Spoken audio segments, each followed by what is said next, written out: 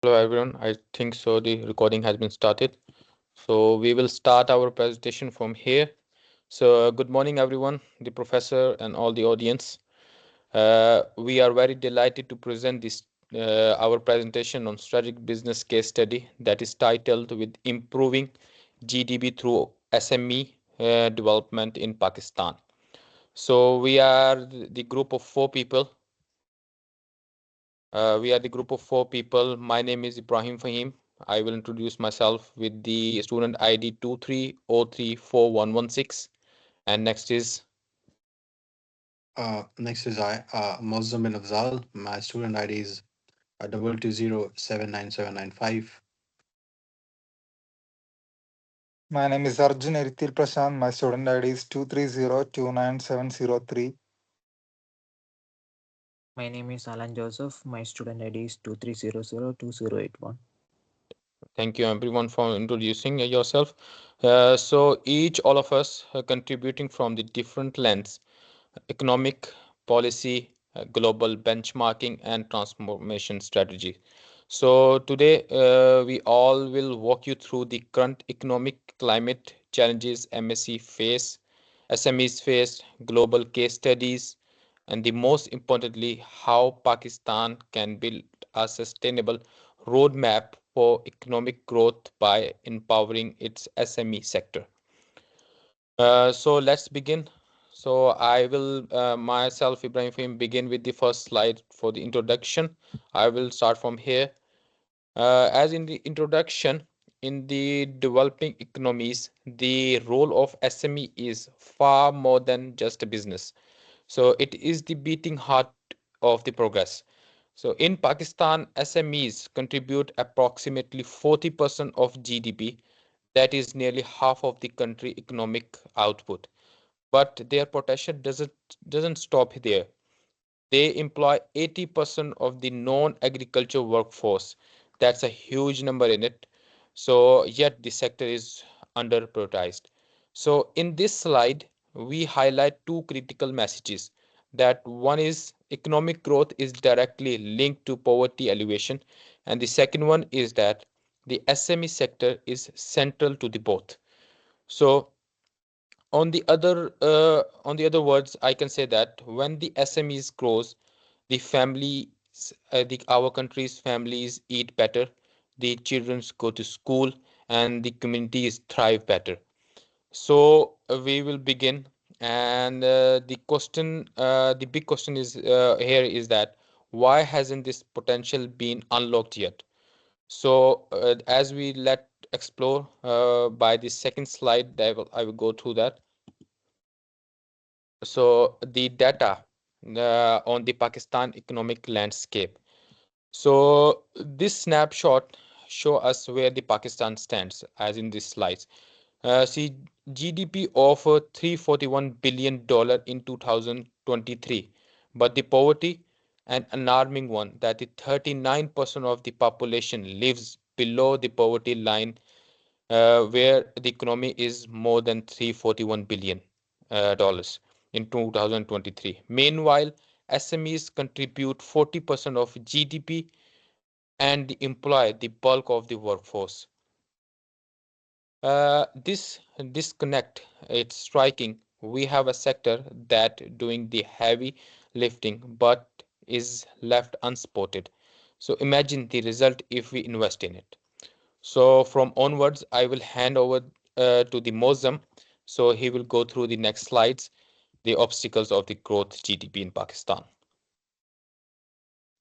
Yeah, uh, Obstacles to growing GDP. It's based on PESTLE framework. Um, to understand what's holding back SME-driven growth, we turn to PESTLE framework, an established consultancy tool covering political, economic, social, technological, legal, and environmental factors. Politically, Pakistan's inconsistent policies and frequent leadership changes shake investor confidence. Economically, their limited access to capital loans for SMEs and are hard to come by, especially for first-time entrepreneurs. Socially, uh, if you look from the social aspect, the skills gap is widening.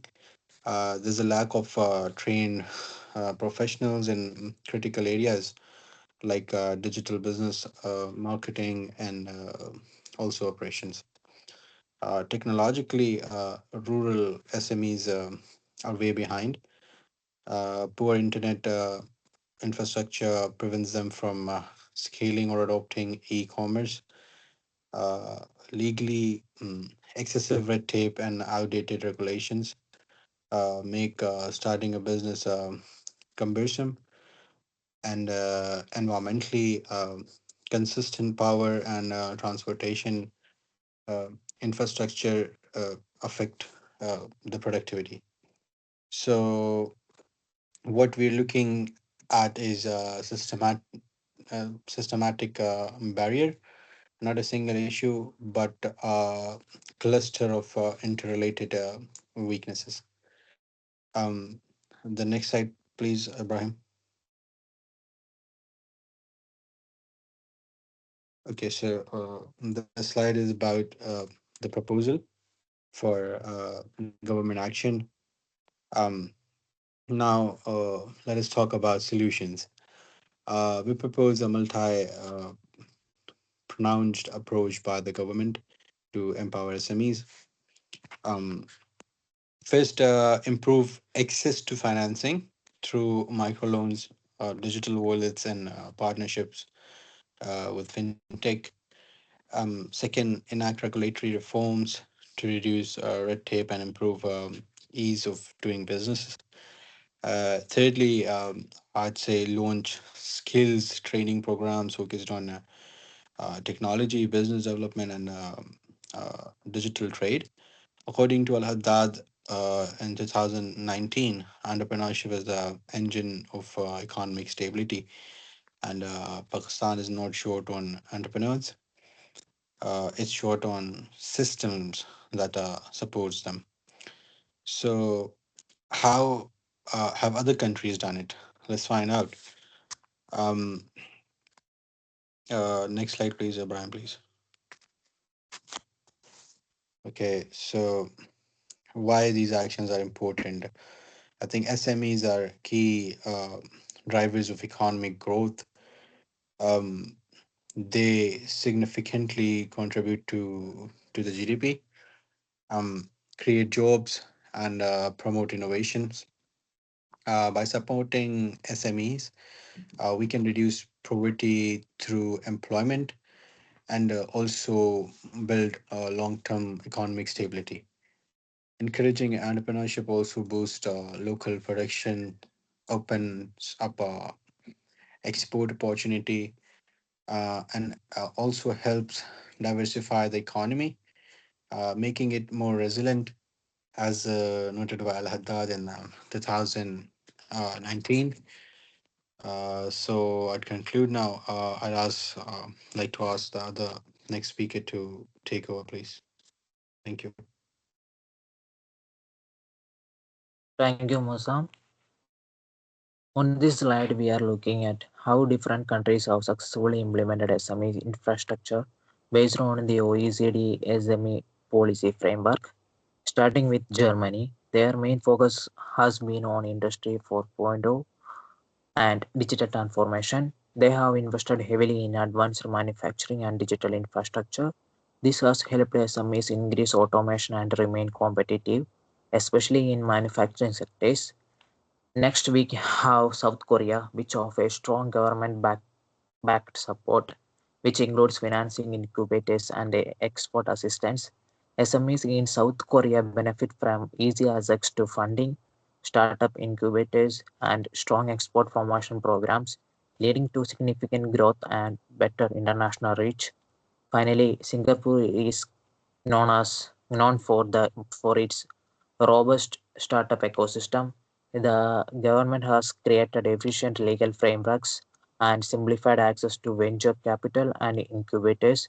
This supportive environment has resulted in high scalability and success rate for SMEs, especially tech startups. Each of these countries show how targeted policies and infrastructure can dramatically enhance SME performance and sustainability. Next slide, please. Applicability to Pakistan. Let's start with Germany.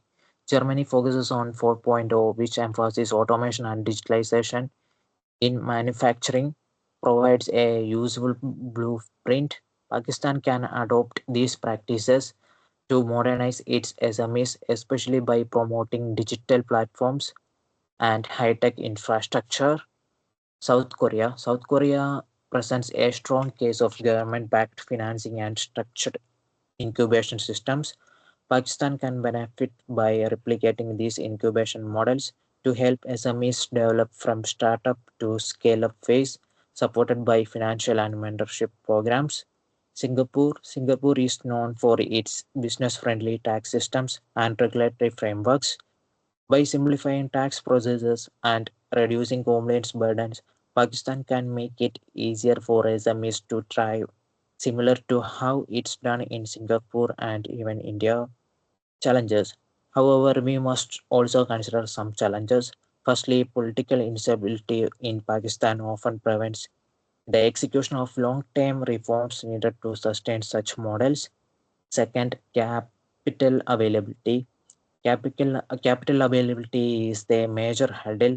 Countries like Germany, South Korea, and Singapore have significantly more resources, making it easier to fund and support SMEs. Comparison table overview. On this right, on the right, we have a comparative table highlighting key factors from the three foreign models versus the current SME landscape in Pakistan. Key takeaways. Germany emphasizes skilled labor, long-term supplier relationships, and digital platforms. South Korea is driven by strong government support and export growth incentives. Singapore focuses on venture capitalists, startup support, and simplified regulations. Pakistan's situation, in contrast, Pakistan faces limitations in collaboration between private sector and government, financial access for SMEs, digital infrastructure, and market access. To summarize these, there's great potential for Pakistan to learn from these models by customizing aspects from Germany, South Korea, and Singapore, and addressing internal challenges. Pakistan can build a more sustainable and competitive SME ecosystem. Next slide, please.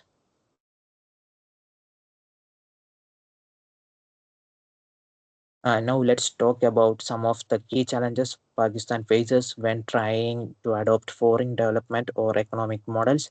Infrastructure limitations. First, many successful foreign models like Germany's depends heavily on highly developed infrastructure, something Pakistan currently lacks. Our limited access to high-speed internet, inconsistent power supply, and poor road connectivity, especially in rural or remote areas, pose major hurdles. Weak financial system. Second, Pakistan's financial system is relatively weak. For example, small and medium enterprises in Pakistan struggles to secure financing due to underdeveloped banking systems. This is in sharp contrast to countries like South Korea, where SMEs benefit from robust and accessible financial services. Regulatory challenges. Lastly, regulatory and bureaucratic environments differ. Singapore, for instance, has a very streamlined and business friendly regulatory system. Pakistan, on the other hand, has a complex bureaucratic procedures which can deter investment and slow down progress.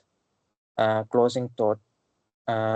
So this while this valuable to look at successful international models, we have to consider Pakistan's unique interest and challenges to realistically adapt them. Now I am hand over to Arjun. Thank you, Alan. So, moving on to the conclusion. So, what's the big picture here? We looked at Pakistan's economic challenges, the untapped potential of SMEs, and examples from around the world. But what does it all mean? It means this: SMEs have the power to dramatically increase GDP and reduce poverty in Pakistan. That is, if they are empowered with the right tools, support systems, and environment. Now, think about that for a second. SMEs already contribute around 40% to GDP and employ 80% of the non agriculture workforce. That's an enormous share of our economy, and yet they are often overlooked. Imagine the possibilities if we prioritize them through real reform, through bold policy, targeted investment, and modern infrastructure. But we can't rely solely on foreign models. Global insights are useful, yes, but Pakistan has its own unique social, political, and economic dynamics. So, what we really need is a hybrid model, one that takes global best practices and tailors them to fit our local context. Now, let's talk about how we get there, starting with a SWOT analysis of the SME sector in Pakistan. First, let's look at the strengths. Pakistan has a high growing population, and with that comes energy, ambition, and a hunger to build something of value. Entrepreneur culture is also deeply embedded in our society. From small shop owners to digital freelancers, Pakistanis know how to hustle. The drive is there. But there are weaknesses too. Access to finance is extremely limited, especially for new or rural entrepreneurs, and the digital skills gap is widening, particularly in e commerce, logistics, and tech based operations. Now, despite this weakness, the opportunities are exciting. Mobile banking is on the rise. Platforms like Easy Paisa and Just Cash are proving that digital finance is both possible and scalable. Digital trade is opened up. Digital trade is opening up new markets. Pakistanis, artisans, designers, and even farmers can now sell beyond borders with the right tools. And the global export market is enormous. If SMEs are equipped and certified, they can tap into demand across the Middle East, Europe, and beyond. Of course, we must acknowledge the threats. Political instability is a recurring issue. It disrupts consistency, investor confidence, and long term planning. And the regulatory environment, it's complex. Starting and running a business in Pakistan often involves outdated laws, redundant approvals, and a lot of paperwork. That's why we have broken our recommendations into short term and long term actions. In the short term, we recommend simplifying business registration, offering microfinance loans tailored to SMEs, and launching training hubs in major cities and small towns alike. These hubs can focus on practical skills, digital marketing, inventory management, bookkeeping, and customer service, skills that directly impact SME success. In the long term, Pakistan must invest in infrastructure, roads, energy, internet, but also in digital systems like digitalizing land ownership records, legal documents, and tax processes. And most importantly, we need a one-window platform for entrepreneurs, modeled after the Singapore, so people don't get lost in the maze of bureaucracy. Now let's talk about the impact, the theory of change. We start with the inputs: policy reform, access to finance, and structured training programs. These led to the outputs: an increase in SME registrations, more digital and formalized business, and ultimately more jobs being created. Those outputs create outcomes: lower poverty, greater innovation, and diversification of Pakistan's export base. And the final impact: sustainable GDP growth and long term economic stability. This isn't just a hopeful vision, it's a strategic chain of measurable, achievable steps. Each layer builds on the last, and if we can execute it, even in phases, we will be on a clear path to economic transformation. If you want to move the needle on poverty and truly shift Pakistan's GDP trajectory upward, then this is the route. Now, Ibrahim Fahim will take over. So thank you everyone for your time. With the final wrap up, I love to include something like our research rose from the key publication, including work by Al Haddad, Ali, OECD, and SMEDE, and the reports by the World Bank and IMF. With the final remarks, I should say that the Pakistan SMEs are the more than just the businesses. So, there are potential catalysts to change. With the right support, they can fit millions out of the poverty and they place the country on the sustainable growth path. We will end our presentation with the closing remarks that unlocking Pakistan economic potential lies in supporting its SMEs with the right mix of policy, funding, infrastructure, and the vision. The country can move towards the sustainable and inclusive growth. We will end our presentation over here. From all of four of them, I would like to thank all the professor for their attentions, and we will end our presentation over there. Thank you so much, everyone, for your time.